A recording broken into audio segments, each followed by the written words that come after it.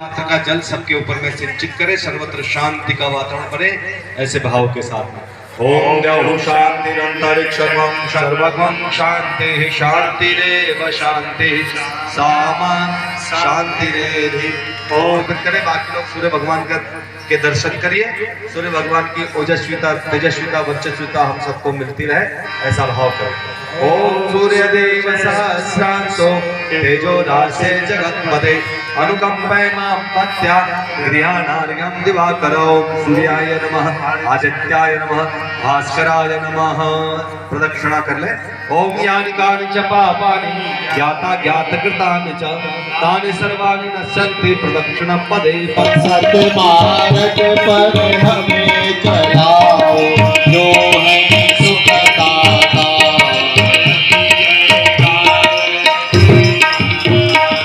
जयति जय गायत्री माता, जयति जय गायत्री माता। सत्मार्ग पर हमें चलाओ जो है सुखदाता। जयति जय गायत्री माता। है हेतु का बोले इस संसार में ये मनुष्य रूपी प्राणी सब कुछ पा सकता है। इस जीव को इस संसार में दुर्लभ कुछ नहीं है, लेकिन तीन उपलब्धियां बड़ी दुर्लभ।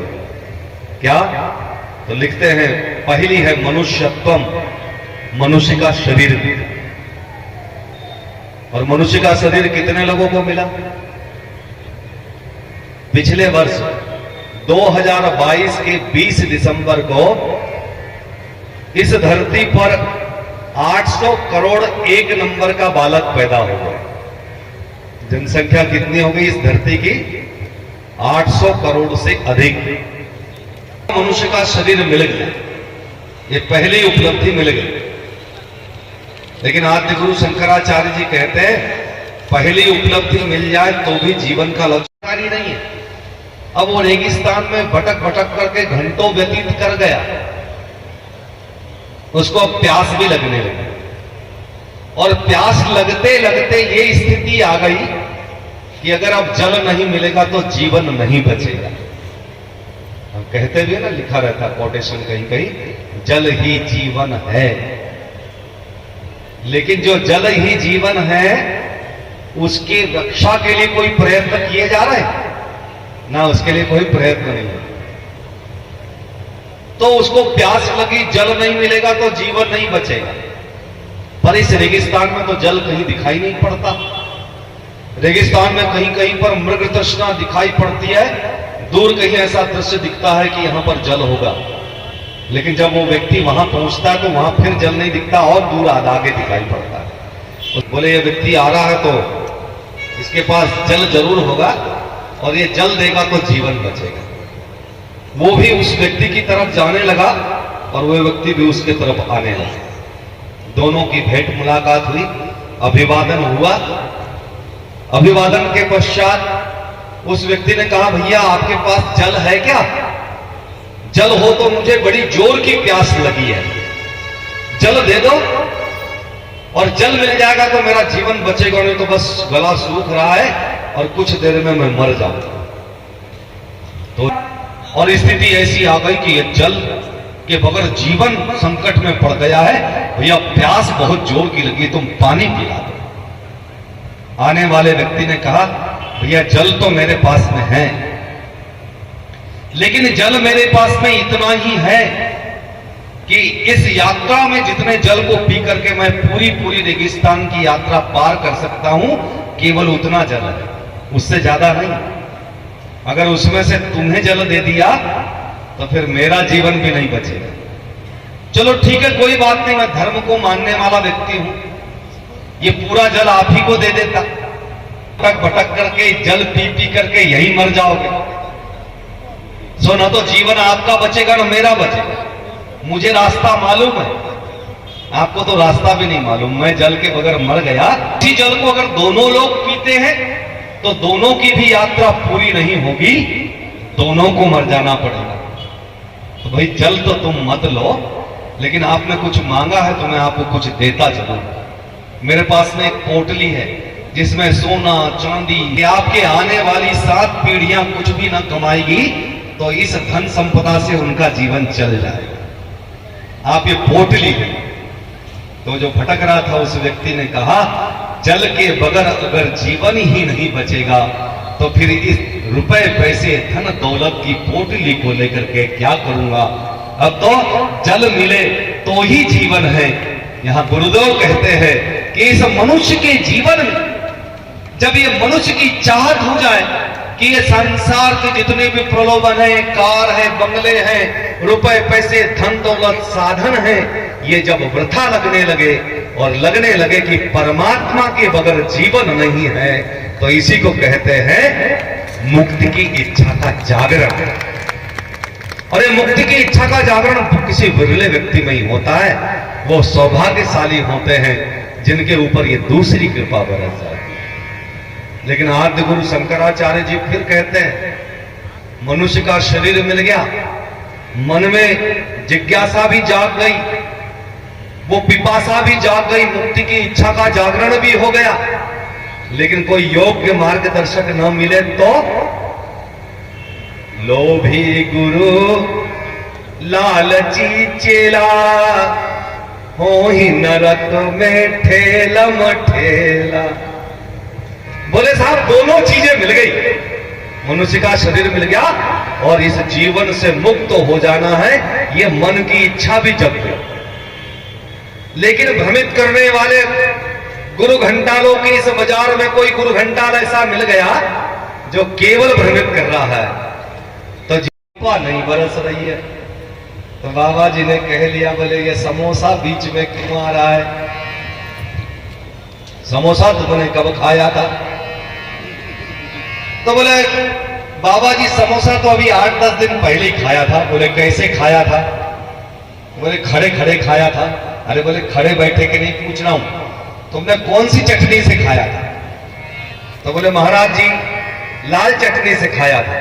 बोले हरी चटनी से समोसा खाना, कृपा आने लगेगी। अच्छा ये बताओ, हरी चटनी लाल चटनी से समोसा खाने से कृपा अगर आने लगती तो गुरुजी परम पूज्य गुरुदेव गायत्री शक्तिपीठ का निर्माण करने क्यों लगाते, और उसमें प्रतिवर्ष वार्षिक उत्सव क्यों मनाने लगाते, 24 कुंडी गायत्री महायज्ञ क्यों करने लगाते, और उसके साथ साथ जीवन की साधना का प्रखर मार्गदर्शन क्यों करते? क्यों कहते हो कि उपासना, साधना, आराधना, समयदान, अंशदान के द्वारा आप अपने जीवन के परम लक्ष्य को पा सकते हो? कठिन से कठिन साधना करने क्यों लगा? यहां तो तिवारी जी को कह देते, भैया यहाँ समोसे की दुकान लगा देना किदवई नगर में, जो भी हरी चटनी लाल चटनी से समोसा खाएगा उसको स्वर्ग मिल जाएगा।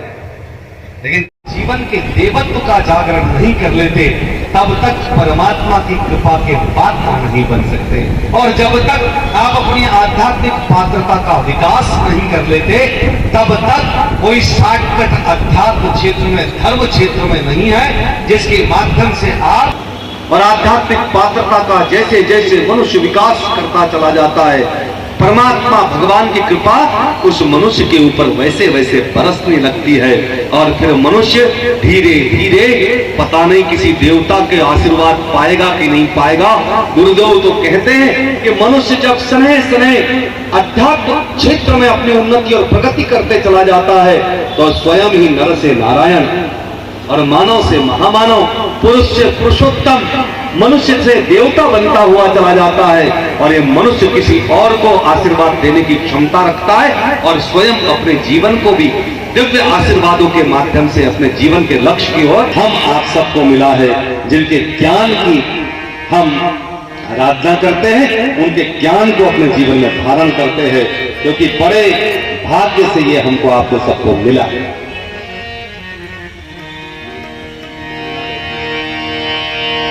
सत्संग की गंगा बहती है गुरुदेव तुम्हारे चरणों में फल मिलता है, तुम्हारे चरणों में फल मिलता है, सब तुम्हारे चरणों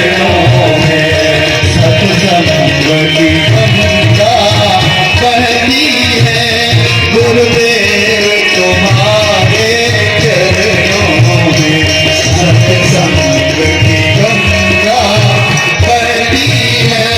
गुरुदेव तुम्हारे चरणों में फल मिलता है उस तीरथ का। कल्याण तुम्हारे चरणों में फल मिलता है। गुरुदेव तुम्हारे चरणों में, गुरुदेव तुम्हारे चरणों में, गुरुदेव। वह दिव्य ज्ञान मिलता चला जाता है। और उसमें भी इस युग में मनुष्य के जीवन का कायाकल्प किससे होगा? क्या जीवन में साथ ही संसार में भी दिव्य गुणों से युक्त व्यक्तित्व का निर्माण है और दूसरों का भी भला करता चला जाता है। इस कली काल में मनुष्यों के जीवन में वह दिव्यता कैसे विकसित हो जिससे पर आगे बढ़ाना चाहते हैं तो आप अपने जीवन क्रम में थोड़ा सा परिवर्तन कर लें और दृष्टिकोण को थोड़ा बदल लें। जीवन क्रम में थोड़ा परिवर्तन क्या करना है?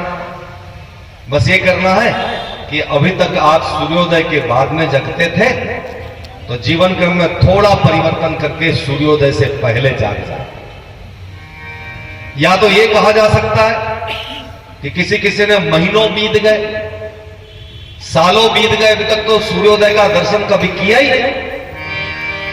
ऐसा किसी का जीवन क्रम हो कि वो बहुत देर से सोते हैं और बहुत देर तक सोते रहते हैं, तो उनके लिए ये कहते हैं गुरुदेव कि अगर आप 8 बजे सो करके उठते हैं तो आज एक संकल्प ले लो कि आज से हम 7:30 बजे सो करके उठेंगे। थोड़ा सा ही तो परिवर्तन हुआ जीवन क्रम में। बस इस थोड़े से परिवर्तन को और दिशा दे दीजिए। क्या दिशा देना है? हम आप सब अगर अपने जीवन को सार्थक दिशा देना चाहते हैं और ये चाहते हैं कि हमारे अपने जीवन को जगाने के लिए, हमारे अपने जीवन के लक्ष्य को प्राप्त करने के लिए हमको किसी की मदद चाहिए, हमको किसी का सहारा चाहिए और वो सहारा मिलता हुआ चला जाए, तो सबसे उत्तम सहारा होता है परमात्मा का सहारा, अपने इष्ट का, अपने आराध्य का, अपने भगवान का। की शक्ति क्या होती है? तो शब्द की शक्ति जानने के माध्यम से उन्होंने अनेक शब्द बोल करके अपने लेबोरेटरी में जांच किया कि किस शब्द की क्या शक्ति है, और उसमें उन्होंने ये भी देखा कि कौन से शब्द की निगेटिव एनर्जी निकलती है और कौन से शब्द से पॉजिटिव एनर्जी निकलती है। उसमें अनेकानेक शब्द बोले होंगे, अनेकानेक मंत्र बोले होंगे, गायत्री मंत्र भी बोला होगा, उसके बाद में भी अनेक मंत्र बोले, और जब निष्कर्ष निकल करके 8 वर्ष पूर्व आया तो उन्होंने कह दिया गायत्री महामंत्र से बड़ा मंत्र इस संसार में कोई नहीं है। जब इसका गायन करते हैं तो एक ही बार के गायन करने में 1 सेकंड में 1,10,000 साउंड वाइब्रेशंस पैदा होते हैं, ध्वनि तरंगे पैदा होती हैं। और ये ध्वनि तरंगे करती क्या है? तो बोले ये ध्वनि तरंगे मनुष्य के जीवन में पॉजिटिविटी भर देती है और निगेटिविटी खत्म कर देती है। पॉजिटिविटी अर्थात देवत्व, निगेटिविटी अर्थात असुरत्व, पॉजिटिविटी अर्थात सद्गुण, निगेटिविटी अर्थात दुर्गुण। तो जिनको भी सद्गुण अपने जीवन में बढ़ाना है उसको गायत्री महामंत्र का जप करना चाहिए। और गायत्री महामंत्र में तो 1,10,000 ध्वनि तरंगे पैदा होती है और मनुष्यता को जीवन को दिव्यता की ओर आगे बढ़ा देती है। शास्त्र भी यही कहते हैं, ओम स्तुता मया वरदा वेद माता प्रचोदंताम पावमानी दुजानाम आयु प्राणम प्रजाम पशुम कीर्तिम द्रविणम ब्रह्म वर्चसम मह्यम दत्वा ब्रजत ब्रह्मलोक। संसार के 7 प्रकार के पदार्थों को देकर के मोक्ष प्रदान कर देते। तो उपासना करे तो गायत्री महामंत्र की करें, साधना करे तो अपने जीवन की करें। साधना करना मनुष्य को आता नहीं। यहां तक कहते कि साधना कैसे हो, उसे देखिए, चलना फिरना, खाना पीना, उठना बैठना, यहां तक कि सोना और जगना, ये भी सदा हुआ है। और हमारे ऋषि भी यही कहे, ऋषियों ने भी यही कहा कि जगे तो कैसे जगे। आजकल कैसे जगते हैं? आजकल जगने का क्रम बदल गया। चाय भवानी दाहिने, सन्मुख कप और प्लेट, दीव तीन देव रक्षा करे, पान बीड़ी सिगरेट। आजकल का जीवन क्रम हो गया ये। हमारा जीवन क्रम ये नहीं था। लेकिन अब तो कह देते हैं कि बोले जब तक बेड टी नहीं मिलेगी हम बिस्तर से उठने वाले नहीं। प्राचीन समय में शुरुआत कैसी होती थी? तो गुरुदेव ने वो ज्ञान दिया, आत्मबोध की साधना। उठते बराबर बिस्तर पर बैठे, श्वासों का आना जाना ध्यान करें। उस परमात्मा ने ये आज का जन्म, नया जन्म दिया है, उस परमात्मा भगवान को धन्यवाद दे। आपने जीवन के रूप में आज का नया जन्म दिया है, इसका सार्थक सदुपयोग करेंगे। परमपिता परमेश्वर को आप धन्यवाद। भवानी दाहिने, मत बोलो। बोलना है तो बोलो। कराग्रे वक्ष वस्ते लक्ष्मी कर मध्य सरस्वती कर मूले स्थितो ब्रह्म प्रभाते करो दर्शनम। इन हाथों में परमात्म तत्व की स्थापना करो। भगवान को इसमें बैठा, और भगवान जब इसमें बैठ जाएंगे तो हाथों में भगवान बैठ गए तो किसी का अहित नहीं करोगे। क्यों? क्योंकि हमारी संस्कृति तो यही कहती है। 18 पुराण हैं। 18 पुराणों का निचोड़ क्या है? 18 पुराणों की कथाओं को खूब सुनते हैं, और जब कथाएं सुनाई जाती है, भजन गाए जाते हैं तो नाचते भी खूब है। उस समय में देख करके ऐसा लगता है इस नाचने वाले के जीवन में आज भगवान आ गया, अब ये भगवान के बगैर नहीं रहेगा। लेकिन जैसी कथा पंडाल के बाद में जाता है तो फिर जीवन जैसा का तैसा ही है। तो कई लोग तो ये कहते हैं हम तो कथा में इसलिए जाते हैं, हमको कथा वथा से कुछ लेना देना नहीं है। तो आप क्यों जाते हैं? बोले वहां बढ़िया बढ़िया भजन गाते हैं ना, नाचने को खूब मिलता है, हम तो इसीलिए जाते हैं। उड़ता हुआ चला जाता है। ये मनुष्य शरीर रूपी पारस पत्थर जो मनुष्य को मिला है, जीवात्मा को मिला है, उसकी कद्र करता नहीं और फिर जीवन को वृथा गंवा देता। नहीं मिला। भाइयों बहनों, इस संसार को सुंदर से सुंदरतम बनाने का दायित्व परमपिता परमेश्वर भगवान ने मनुष्य को दिया और किसी प्राणी को नहीं दिया। अपनी चोंच को डुबाती, पानी भरती और आग जहां जल रही थी वहां ऊपर जाकर के पानी की बूंद छोड़ दो। बार बार यही कृत्य कर रही थी। तालाब के पास से पानी लाती और आग जहां जल रही वहां छोड़ रही थी। कहते हैं कौवा कहीं पेड़ की डाल पर बैठा हुआ था।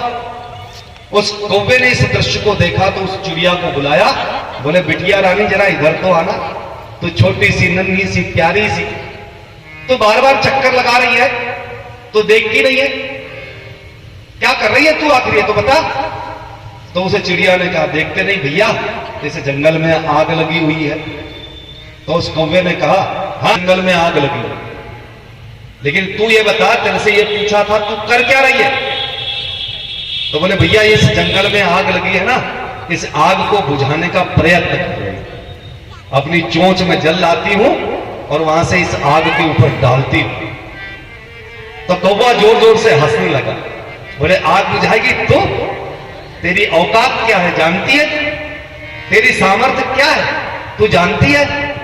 और भाइयों बहनों, यही दृश्य कई बार उपस्थित होते हैं।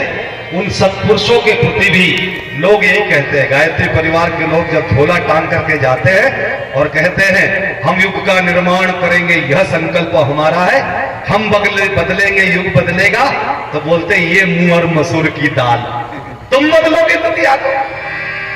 लेकिन वो चिड़िया ने जो बात कही वो बड़ी शानदार कही। बोले भैया मैं मेरी सामर्थ्य को जानती हूं कि मैं इस आग को नहीं बुझा सकती, लेकिन मेरा दायित्व है, मेरा कर्तव्य है, इस संसार में आग लगी हुई है उसको बुझाना। इस संसार में भी अनेक प्रकार की आग लगी है, ईर्ष्या की, द्वेष की, दंभ की, दुर्भाव की, जातिवाद की, प्रांतवाद की, जातिवाद की, धर्मवाद की, न जाने कौन सी आग लगी हुई है। इस आग को बुझाने के लिए मनुष्य को भी प्रयत्न करने पड़ेंगे। कहां भटकते हैं, काहे के लिए? ये पितृ दोष दूर होता चला जाए। अरे जीते जी अगर माता पिता की, दादा दादी की, परदादा परदादी की अगर रही नहीं, और उसी के कारण मनुष्य के जीवन में अनेकानेक कष्ट कठिनाइयां पैदा होते हुए चली गई। क्या करें कि हम अपने जीवन को दिव्यता से भरते चले जाए? तो परम पूज्य गुरुदेव कहते हैं अपने जीवन होगा तो अपने जीवन को दिव्यता से भरें और अपने मानव समाज को, इस धरती को सुंदर से सुंदरतम बनाने में अपने जीवन का कुछ समय लगा दे, प्रतिभा का कुछ दान कर दे और अपने पुरुषार्थ के द्वारा, धन के द्वारा इस संसार को अच्छा बनाने में अपनी दिव्य भूमिका का निर्वाह कर ले, तो परम पिता परमेश्वर की अतिशय कृपा बरसते जो आए उसे इंसान कहते हैं।